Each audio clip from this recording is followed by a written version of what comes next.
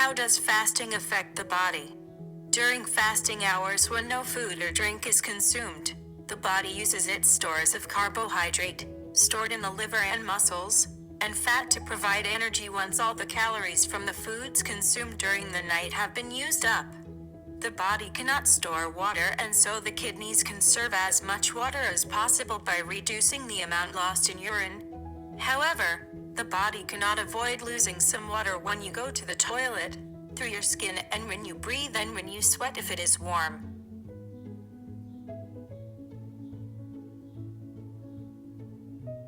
Depending on the weather and the length of the fast, most people who fast during Ramadan will experience mild dehydration, which may cause headaches, tiredness, and difficulty concentrating. However, studies have suggested that this is not harmful to health, provided that enough fluids are consumed after breaking the fast to replace those lost during the day. However, if you are unable to stand up due to dizziness, or you are disoriented, you should urgently drink regular, moderate quantities of water, ideally with sugar and salt, a sugary drink or a hydration solution. If you faint due to dehydration, your legs should be raised above your head by others, and when you awake, you should urgently rehydrate as outlined above.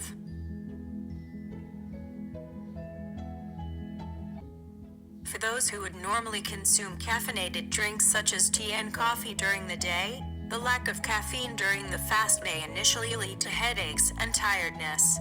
This may ease over the course of Ramadan as the body adjusts to going without caffeine during the day.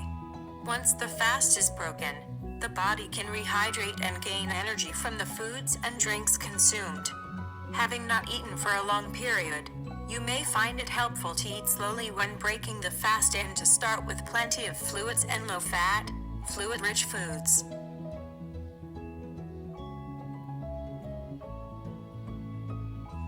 Drinking plenty of fluids, as well as consuming fluid-rich foods, such as fruit, vegetables, yogurt, soups, and stews, is very important to replace fluids lost during the day and to start the next day of fasting well hydrated.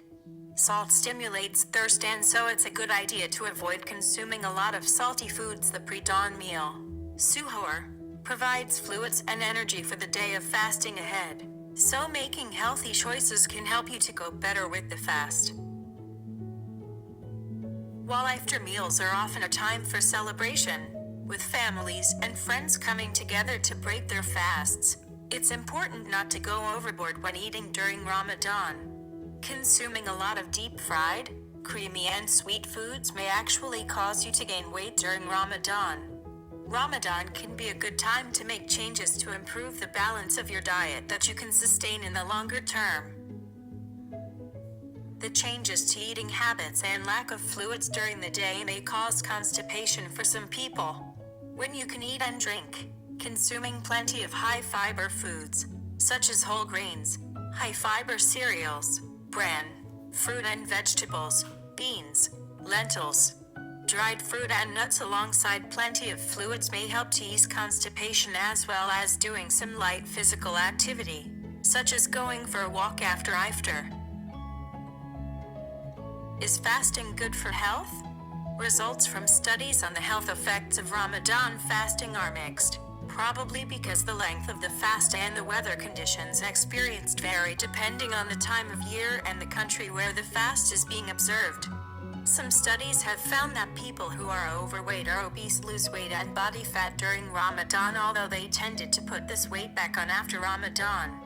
If you are overweight and would like to lose weight and keep it off, then making plans to maintain a healthy diet and get active when Ramadan is finished may help you sustain any weight loss due to fasting. Some small studies have looked at the effect of Ramadan fasting on factors like blood cholesterol and triglycerides, fat in the blood, and found a short-term improvement in some cases, although some studies found no effect. There have also been some small studies that suggest that Ramadan fasting may have a short-term beneficial effect on the immune system. In both cases, the results of studies have been mixed, and so more research is needed to confirm these results. What to eat and drink at iftar and suhoor.